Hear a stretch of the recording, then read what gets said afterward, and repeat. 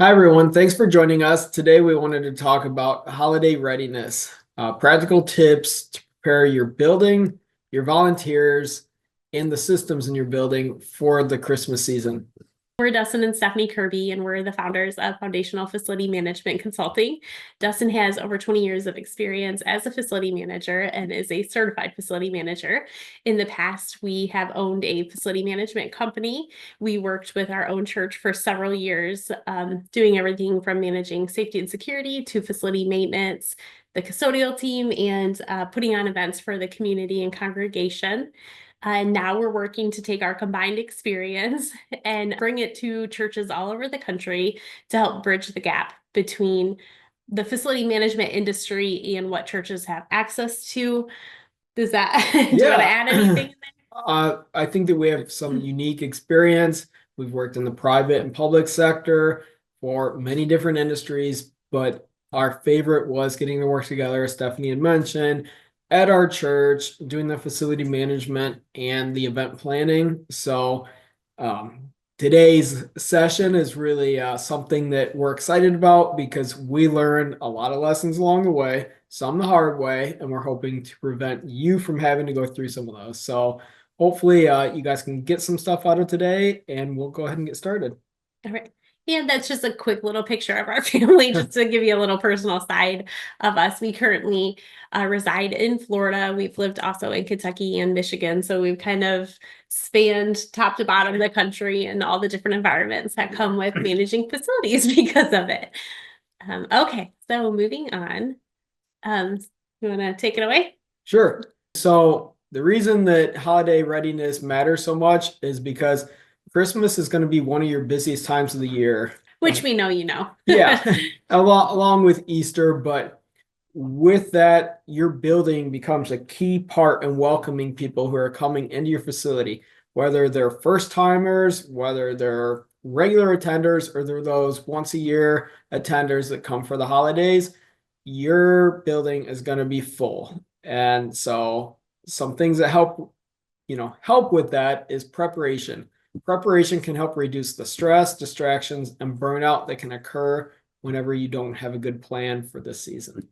And we know, as it says here, this is a busy time of year, both at your church and in your community with families, the school events, all kinds of things. So we wanted to just take this time to share the things that we've learned to be helpful over the years, so you can kind of get out ahead of it and just make this Christmas season a little bit easier when it comes to managing your facility.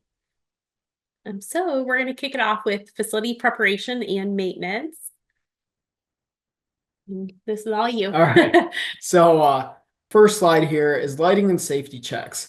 It's really important to inspect the interior and exterior lights in your building. You want to make sure that all of your fixtures and your bulbs are working. So this is a time of year when daylight savings is hitting, and you'll see tremendous change from the time it gets dark from the beginning of October until Christmas. And with that, you must make sure that you adjust your timers. And when I say your timers, I'm talking about for your lights. So usually you can check that timer once a quarter, but during this season from October through December, I would suggest every few weeks because it will steadily get dark a lot faster. And you don't want people pulling into your parking lot with low lighting situation or no lighting situation.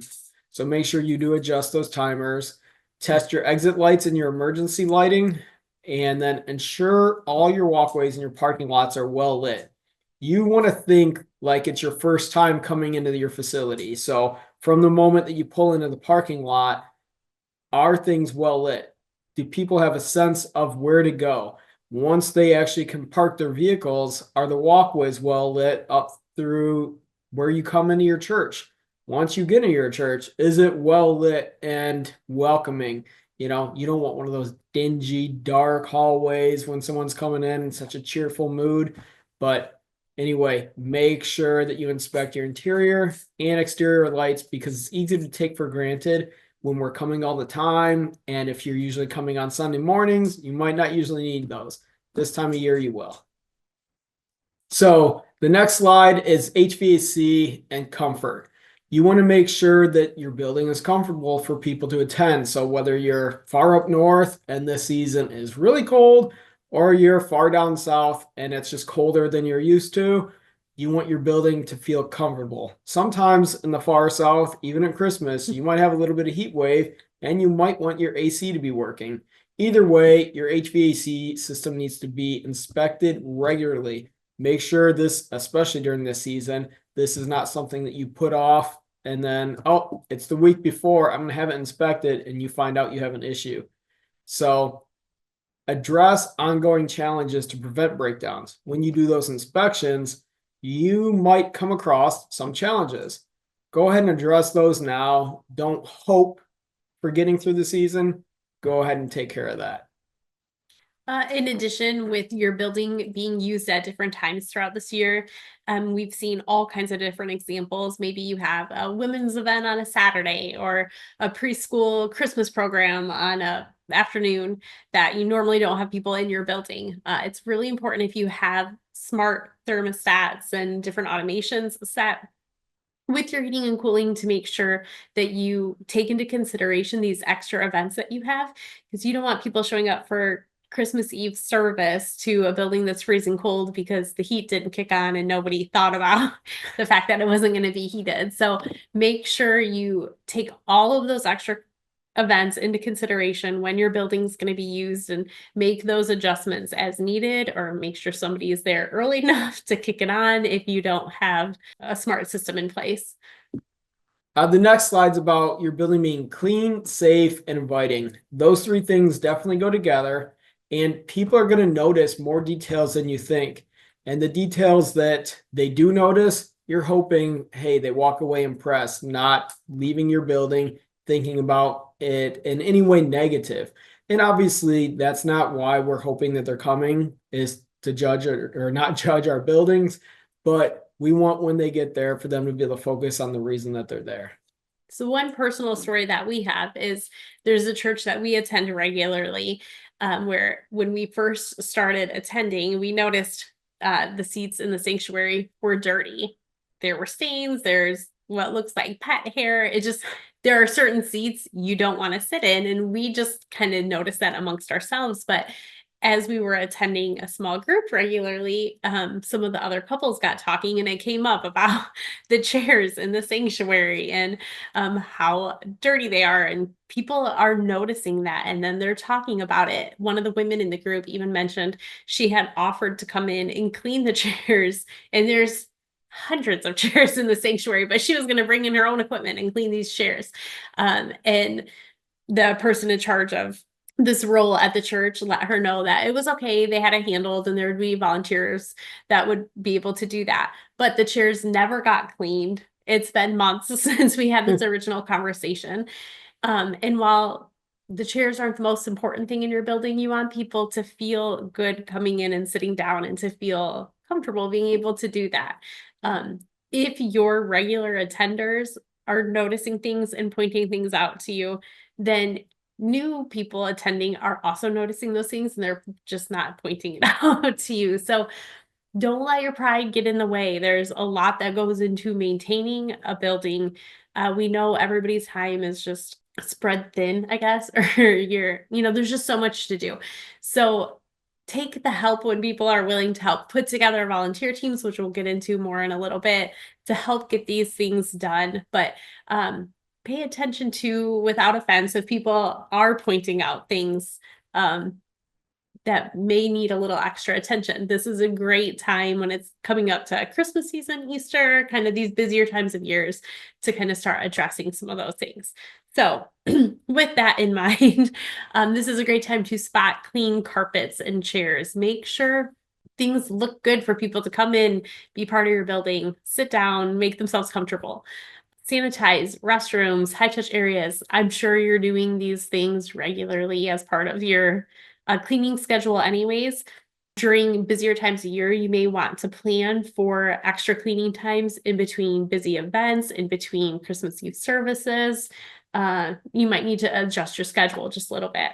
Fixing trip hazards in the flooring, that could be like a welcome mat that's always bunching or um, Yeah, you're going to have a lot of new people in your facility. So, hey, maybe your regular attenders are used to that welcome mat that just always bunches up and they watch out for it, or that piece of ceramic tile that's coming loose, whatever it might be. This is time of season. You want to have this taken care of. You're going to have a lot of new people and a lot of total people in your building, shoulder to shoulder, elbow to elbow, and you don't want anyone tripping or getting hurt. So make sure you take care of these things beforehand.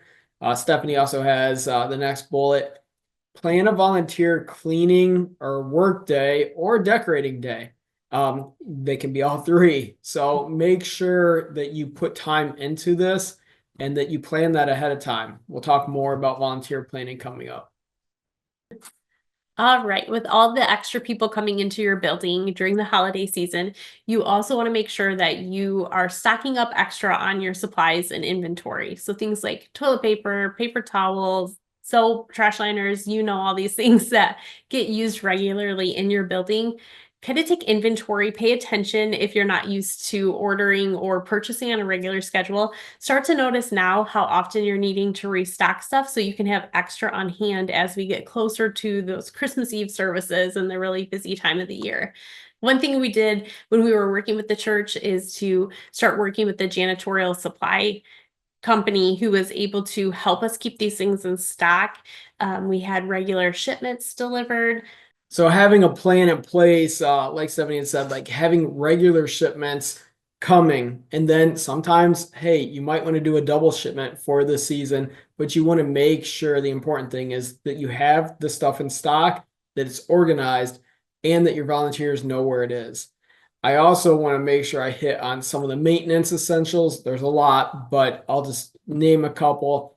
Filters, your HVAC filters, make sure you've got them in stock and that they're changed before Christmas time. You're going to have a lot of people in that building. It's going to be a lot of dust. Your light bulbs, make sure that you always have a good stock of light bulbs. But this time of the year, you don't want to be checking your lights, find out that you've got a couple of bulbs out and that you have to order them and they're not even going to be there in time for Christmas service. So make sure you keep a good stock of that. Some other things are batteries, salt if you live in the northern, I guess, region, and along with salt, shovels. Shovels are a good thing to have for your volunteers because if it's needed, you want it on hand. Yeah, and with keeping extra inventory, this is also a great time to get into those supply closets, custodial closets, and get everything reorganized. It's really easy throughout the year for things to just get out of place. It's, somebody comes into the closet, they put something in the shelf where it doesn't belong. Take time as you're restocking, reorganize, label, make sure people know where to find things, and just make it really easy for your volunteers to be able to come in, get the supplies they need, and then put them back away when they're finished with it. So on that note, let's get into volunteers and staffing. So this part is really important to us because we've seen through our personal experience working on staff with the church and volunteering at churches, it's just very easy for people to burn out, especially this time of year with all the extra events, extra services, extra everything in life. Yeah. It's just a busy time of year. So there's that core group that constantly volunteers at each church. Everybody has it. So those people who volunteer for everything, and it becomes very easy to rely on them to handle everything. They're going to show up if you call and ask them to do something. So we want to help protect that group of people, protect you and your staff during this time of year by helping you set up kind of a better volunteer system that you can be using to kind of spread the work out amongst multiple people and just keep it easy and smooth for you this year. So, as Stephanie was saying, the way to protect your regular volunteers and yourself and your staff is scheduling volunteers early. And that doesn't mean just your regular volunteers. People do want to help. You need to make sure that you ask for specific help and provide direction. There's a lot of times of the year, maybe all the time, your church has a lot of people who want to volunteer, but particularly this time of the year, people want to give back. They want an opportunity, but a lot of times we're too scared to put that out there and ask. make sure you do that ask so you give them an opportunity to serve. And with putting that ask out there, we believe it's very important. Be specific in what you're asking people to help for, especially at this time of year because schedules are busy. People want to be able to help, but they need to know how and they need to know how it's going to fit within their schedule and impact them. So you may have people who want to help with part of Christmas Eve service, but they may not want to feel like they're committing to staying there for 2 or 3 Christmas Eve services to do all the work. So be specific. Ask, hey, we need somebody to go in and restock the toilet paper in the women's bathroom in between this service and that service. Just splitting it up into those smaller tasks and then letting them know the exact roles you're trying to fill makes it very easy for people to come in and volunteer, know what they're getting into, and that their time is protected also. Yeah, and designate backups. You might call them backups, you might call them floaters. Someone that is willing to walk around and check on the other teams. For example, you might have 3 different teams doing different things. And if that backup can be going around and giving a hand to whoever's overly busy, that takes some load off of that person. That backup can also respond to unexpected issues or an unexpected absence. It's really easy a time of year to have someone get sick unexpectedly. Maybe there's bad weather and someone can't make it. So these people are very important to have also. And again, be intentional about protecting yourself, your staff, and your volunteers from burnout. Whether we've seen this in small churches and mega churches, different campuses, the same people do the same things. It's easy to rely on that small group of people who always shows up, but put that ask out there and let people be a part of serving their church that they go to. People want to do that. Put it out there and just help protect everybody from burning out by just splitting it up and getting more people involved. Rotate the responsibilities. Don't place an entire thing on one person.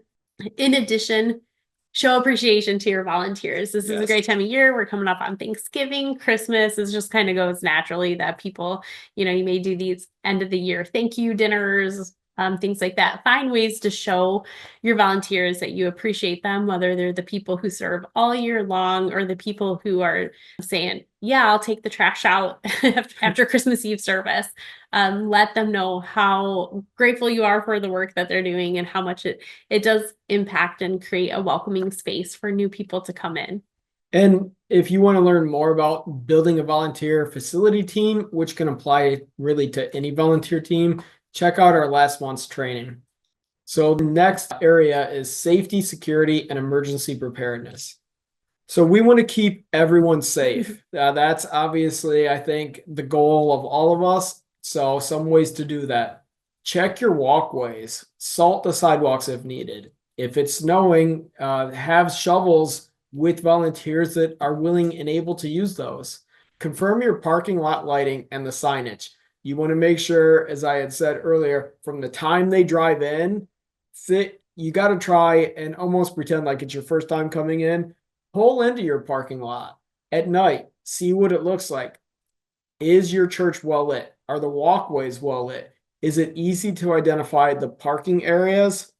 Maybe you need to have your parking lot restriped. Also, the signage. Do I know where to go if I'm a first timer?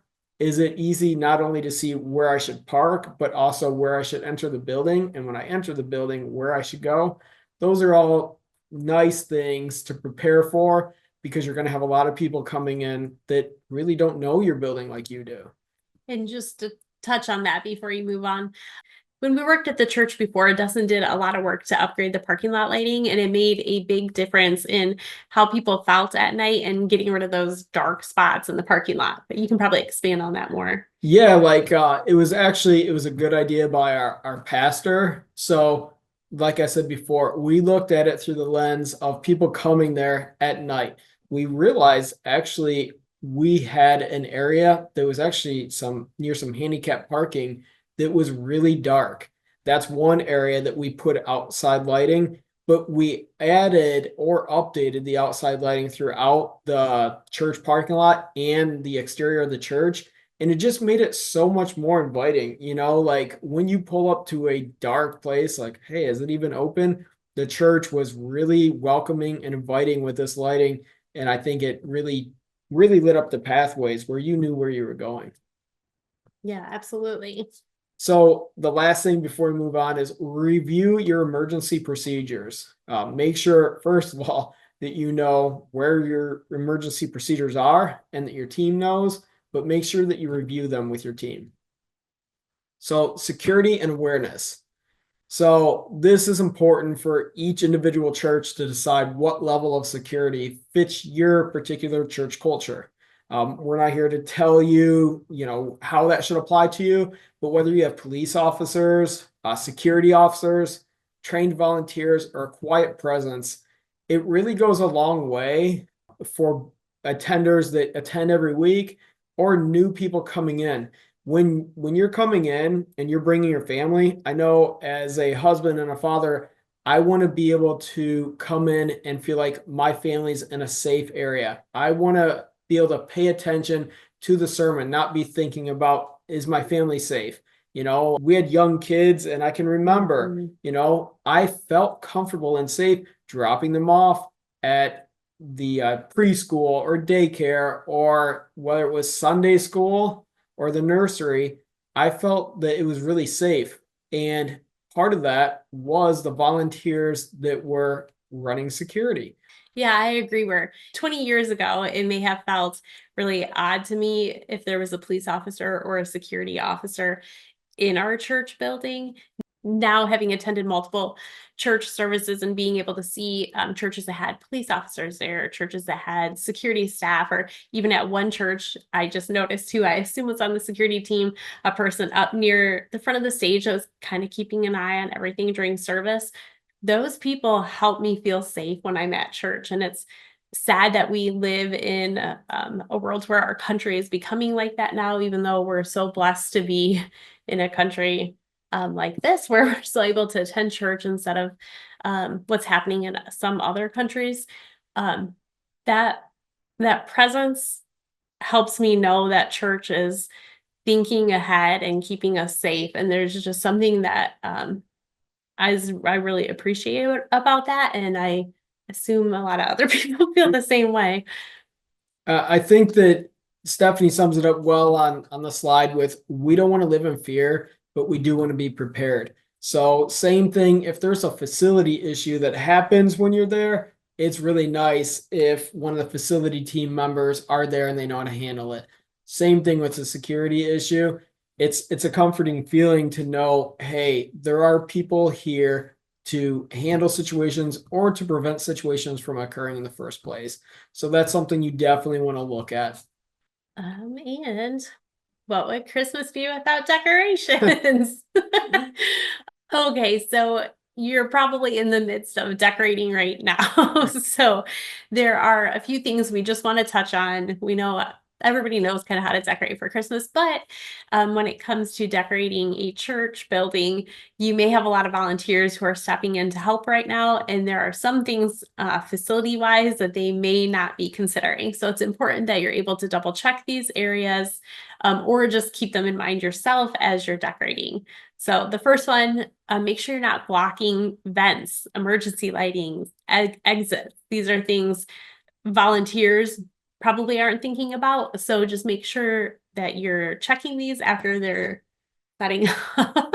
Yeah, and keep throughout all of the church, keep accessibility in mind. You want aisles open and pathways clear for emergency exits, whatever it might be. You want the pathway clear. So ensure there's visibility for all guests and use surge protectors safely. This is a fun time, plug in a lot of lights, really decorate the building, but avoid overloading your outlets. And at the end of the night, have someone in charge of some lights you might not want running when you're not there, that they make sure they do unplug those. And while you're just getting it set up now, it's important to have a plan in place for tear down. This season's going to go fast. It's going to be busy. And the last thing you want is all of this work falling on you or one or two people once the season's over. So work on lining up a volunteer team to help you take everything down after Christmas services are done. You're ready to put everything away. This is a great time to tap into the youth group. The kids are off of school for Christmas break. Some of them may be more than willing to get some community service hours and come in and help make this happen. So work on getting those volunteers lined up now so you can have a day in place, a plan in place, label your storage bins, have a plan for where things are getting put away, what bins are they going in, make it easy for volunteers to know how to jump in and help, Yes. what to do, have a plan for where you're storing all these things in your church building or if it's off property throughout the year. And then have a easy system for how people are going to find these bins and all these decorations and know what you have next year. Your volunteers may be different. You may have somebody different leading the whole thing, and you want to just make it easy on them. So the more planning you do now for when it's over, the easier the whole thing will be. And really quick, Stephanie said, I think a key word a couple times is making it easy on volunteers. The easier you make it on them, the more successful they're going to be, the more enjoyment they're going to get out of it, and the more likely they are to continue to serve, which helps you. And one more thing that I always like to talk about with decorating is there's going to be ladder use. And you know what? Chances are most of us can handle even a 6-foot A-frame and 8-foot A-frame ladder, whatever it might be. But you know what? Encourage safety, encourage two people. So if one's on the ladder, one is steadying it and watching out. Maybe they're handing the person things, so they're not trying to hold a bunch of stuff on the ladder. It's much more important to take your time, enjoy it as a team, than rush through and someone getting hurt. And know what your insurance policy covers too. It's never hurts to know exactly what you need to be following in case an incident does occur. Next, we're moving on to one of the most important parts of this whole thing is communication and coordination. Dustin is very big on the fact that you cannot over communicate with people. And it is 100% true, whether it's your staff, your volunteers, or your contractors. So you want to make sure that you're sharing your service times and your additional events with your contractors so they know the schedule also.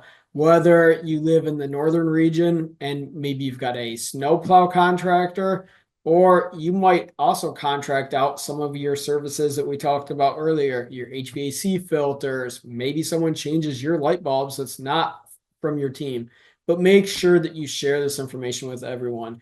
An example where I didn't do a good job on this was when we lived in Michigan and we're working for our church. It wasn't for one of the Christmas Eve services, but there was an extra event that we weren't involved in. And I had always done a good job of keeping track of the weather, but it did not show any snow. We went to the movies, and about halfway through, my phone starts lighting up. Well, come to find out, an unexpected snowstorm blew in and it was coming down really hard. It was icy. So I hadn't had planned for that. I should have let my snowplow contractor know, hey, please be on the watch out. Here's another event. But instead, I had to leave what I was doing and I got a hold of the contractor, luckily, and did get them out there to salt and do some plowing. But if I'd have let them know ahead of time, that would have saved us both a little bit of a headache. So make sure you do share those. The other thing is confirm backup plans for bad weather or power loss. What are you going to do in the case of a bad weather situation or losing power? You know, do you have small generators, whether it's just to keep your refrigerator and your freezer going, or maybe you've got a whole building generator that you can still have your service and invite the community in. Just make sure that you do have backup plans for bad weather and know how you're going to respond. Team communication. It's very important any time of the year. But we're going to say, especially when it's going to be very busy and you're going to have extra volunteers and people in your building, make sure you have a contact list, an organizational chart. Make sure people know who to contact if there's a problem, whether it's a new staff member or a volunteer for your building. If they run into a problem, they need to know, who do they go to? How do they get help? How do they make this situation right? So make it very easy for people to know who they need to contact. Have point persons, whether you have for your Christmas Eve services, a point person for each service who can help oversee things and make sure everything's happening as it needs to, or have a point person for specific situations. For example, on here, maybe you have a point person for emergency maintenance issues, like a light goes out during Christmas Eve service or a toilet's clogged, any one of those emergency situations that may pop up. Communicate things early and often. So if you have extra volunteers coming in for an event, Christmas Eve service, send them the information ahead of time that they need to know. Give them all the details. I like to do it through email. You may want to text with people. If you can, kind of huddle people up together before the event starts. That may not be possible for volunteers who are coming in between services, but just make sure they know all the details they need to know, where to go, who to talk to, where to find the supplies that they need. Okay, and moving on to training. All right. So make sure that you document your training. So review emergency and volunteer procedures. You want to make sure that with your team, they know not only where the procedures are located, but what do the procedures say? What should they do in different situations? And if you don't document, like the last bullet point, have people sign in, because if you don't document who's done the training, it's really easy to forget, oh, I think everyone on my team's done it, but because I didn't have people sign in and document who was there, I'm not really sure. Make sure that you take that time to do that. This is also a good time to make sure you've updated your emergency response and risk management plan. So your emergency response risk management plan basically deals with emergencies or risks that might occur that maybe you haven't planned for. In this case, you have. This is what the whole plan is for, is dealing with those situations. And if you don't have one right now, you could use our ready-to-use template, which you can see you can get 50% discount through November through our website. But what our template does really is it helps you customize a plan for your church.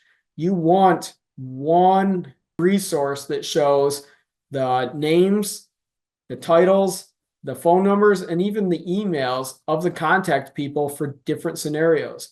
You also want insurance information. This is our insurance company. This is the policy number. You want to have all of that stuff in one spot that's easily found. In addition, you want to have things in place like, hey, if for some reason our church did lose power and we weren't able to use our building for a couple of weeks, do you have a backup location?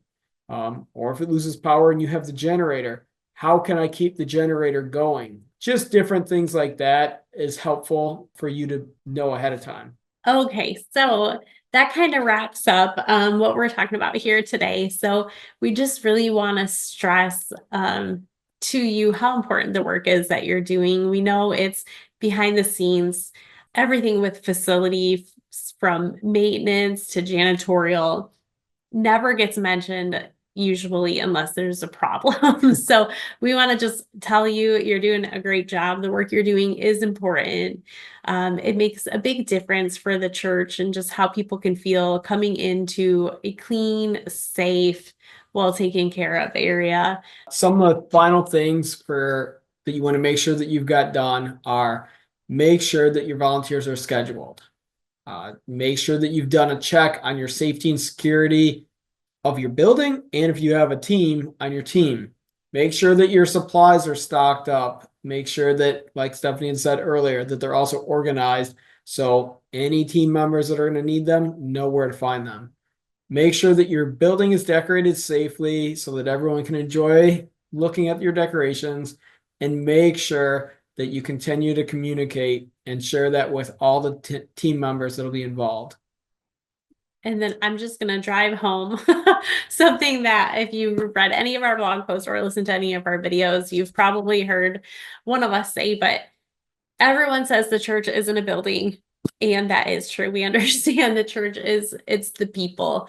However, buildings, facilities, the grounds, they're a huge blessing to be able to have, to be able to serve your community, your congregation, to provide a space for people to come in and hear the good news of Jesus. And that happens even more for the Christmas season. So know that the time that you're putting into the building is important and it matters. It's being just a great steward of what your church has been blessed with. And we're happy to help in any way that we can with helping make that easier for you. So thank you for joining us today. Our next meeting is going to be December 4th, also a Thursday evening at 7 p.m. And it's going to be a year-end facility review and planning tips for 2026. We're hoping you already have, somewhat of a plan for your coming year and budget, but we just want to be able to help you kind of reflect on this year and give you some tips to help make next year even easier. We hope you all have a great Christmas season. Thanks.